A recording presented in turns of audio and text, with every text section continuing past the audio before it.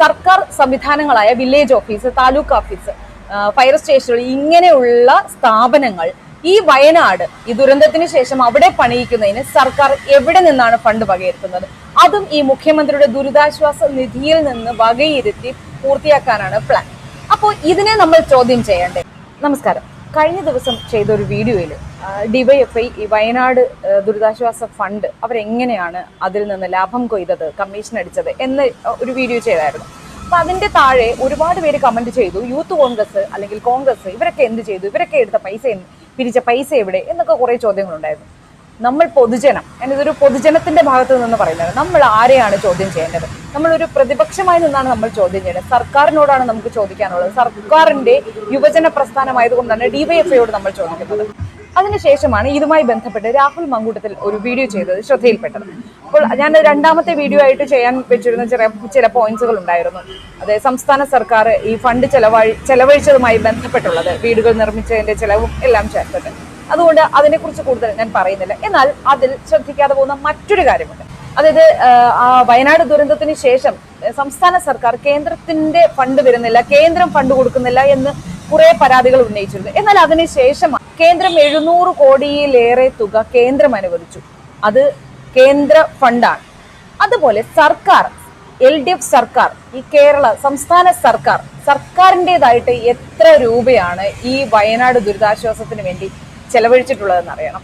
ഇപ്പോ ചെലവഴിച്ചിട്ടുള്ളത് മുഖ്യമന്ത്രിയുടെ ദുരിതാശ്വാസ നിധിയിൽ നിന്നാണ്. ആ ദുരിതാശ്വാസ നിധി എന്ന് പറയുന്നത് ഖജനാവിലെ പണമല്ല, മറിച്ച് അത് ഓരോരുത്തരും, അതായത് കേരളത്തിലെ ഓരോ ജനങ്ങളും, ഓരോ പൗരനും സംഭാവനയായി കൊടുക്കുന്ന പൈസയാണ് ഈ മുഖ്യമന്ത്രിയുടെ ദുരിതാശ്വാസ നിധിയിലുള്ളത്. അത് 1 രൂപ മുതൽ ലക്ഷക്കണക്കിന്, കോടിക്കണക്കിന് രൂപ വരെ ആൾക്കാർ, വ്യക്തികൾ, അല്ലെങ്കിൽ ഓരോ പ്രസ്ഥാനങ്ങൾ, അല്ലെങ്കിൽ ഓരോ ബിസിനസ് സ്ഥാപനങ്ങൾ അവർ സംഭാവന ചെയ്യുന്ന തുകയാണ്. അല്ലാതെ സംസ്ഥാന സർക്കാരിന്റെ ഭാഗത്തു നിന്ന് എത്ര രൂപയാണ് അതിലേക്ക് കോൺട്രിബ്യൂട്ട് ചെയ്തിട്ടുള്ളത് എന്നത് നമ്മൾ പൊതുജനങ്ങൾ ചോദിക്കേണ്ട ഒരു ചോദ്യമാണ്. കാരണം ഇവർ കേന്ദ്രത്തിനെതിരെ ഒരുപാട്, ഇപ്പൊ കേന്ദ്ര ഫണ്ട് തന്നു എന്നത് പറഞ്ഞതുകൊണ്ട് എന്നെ നിങ്ങൾ സംഖ്യയാക്കേണ്ട കാര്യമില്ല.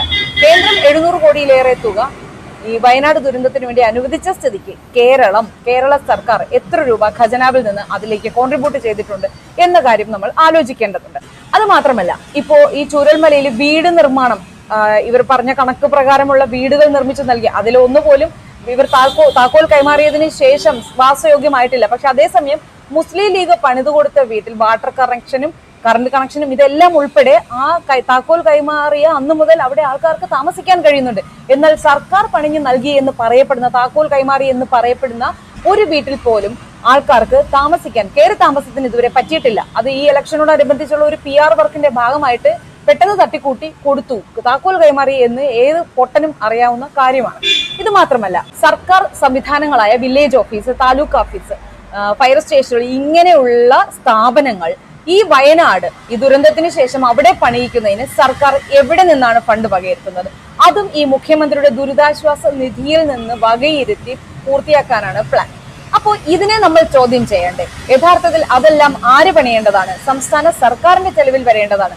അതിന് മുഖ്യമന്ത്രിയുടെ ദുരിതാശ്വാസ ഫണ്ടിൽ നിന്ന് തന്നെയാണ് അതിനും വകയിരുത്തുന്നത് എന്നുള്ള കാര്യവും നമ്മൾ ചോദ്യം ചെയ്യേണ്ടതുണ്ട്.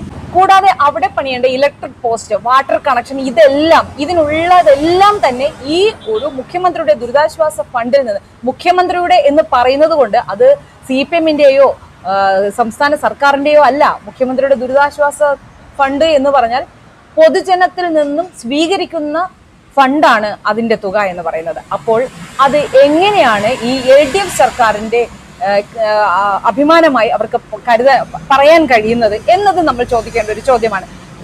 അവർ പറയുന്നത് ഇത് LDF സർക്കാരിന്റെ നേട്ടമായിട്ടാണ്. ഈ ഒരു ദുരന്തത്തിന് ഈ കേരളത്തിലെ നാട്ടുകാർ നിക്ഷേപിച്ച തുക, അതാണ് ഈ മുഖ്യമന്ത്രിയുടെ ദുരിതാശ്വാസ ഫണ്ട് എന്ന് പറഞ്ഞ് ഇവർ ചെലവാക്കിയിരിക്കുന്നത്. പിന്നെ മറ്റൊരു കാര്യം, നിരവധി ആൾക്കാർ, അതായത് റിപ്പോർട്ടർ ചാനൽ ഉൾപ്പെടെ, ബോബി ചെമ്മണ്ണൂർ, ഇവരെല്ലാം വീട് പണിഞ്ഞു നൽകും, ഒരെണ്ണം പറഞ്ഞിട്ട് ഈ വയനാട് വീട് പണിഞ്ഞു നൽകുമെന്ന് പറഞ്ഞിരുന്നു. അവർ വാഗ്ദാനം ചെയ്ത ആ വീടുകൾ എവിടെ? എന്തുകൊണ്ട് സംസ്ഥാന സർക്കാർ ആ വീടുകൾ പണിയുന്നതിന് അതിനുള്ള സാഹചര്യങ്ങൾ ഒരുക്കി കൊടുത്തില്ല? അതല്ല, അവർ വെറും വാഗ്ദാനങ്ങളാണ് നൽകിയത് എങ്കിൽ അവർക്കെതിരെ അതായത് ഇങ്ങനെ ഒരു ദുരന്തം നടക്കുമ്പോൾ വാഗ്ദാനങ്ങൾ മാത്രം നൽകി ജനങ്ങളുടെ കണ്ണിൽ പൊടിയിടാനാണ് അവർ ശ്രമിച്ചെങ്കിൽ അതിനെതിരെ എന്തെങ്കിലും നടപടി സംസ്ഥാന സർക്കാർ സ്വീകരിച്ചിട്ടുണ്ടോ? അല്ലെങ്കിൽ സ്വീകരിക്കാൻ താല്പര്യപ്പെടുന്നുണ്ടോ? അത് ഒരു ചോദ്യമായി ഇവിടെ മുന്നിൽ നിൽക്കുന്നുണ്ട്. അതല്ലെങ്കിൽ ഈ വീട് വെച്ച് നൽകുമെന്ന് പറഞ്ഞവരുടെ സഹായം എന്തുകൊണ്ട് സംസ്ഥാന സർക്കാർ അവിടെ ലഭ്യമാക്കിയില്ല? അവർ ഫണ്ട് നൽകാത്തത് കൊണ്ടാണോ? അതായത് സർക്കാരിന് ഈ വീടായിട്ട് വേണ്ട, അല്ല കാശായിട്ട് മതി എന്നുള്ള ഒരു നടപടി ഉള്ളത് കൊണ്ടാണോ അവർ ആ സഹായങ്ങളൊന്നും സ്വീകരിക്കാത്തത്? ഇതിനും സർക്കാർ മറുപടി പറഞ്ഞേ മതിയാവും.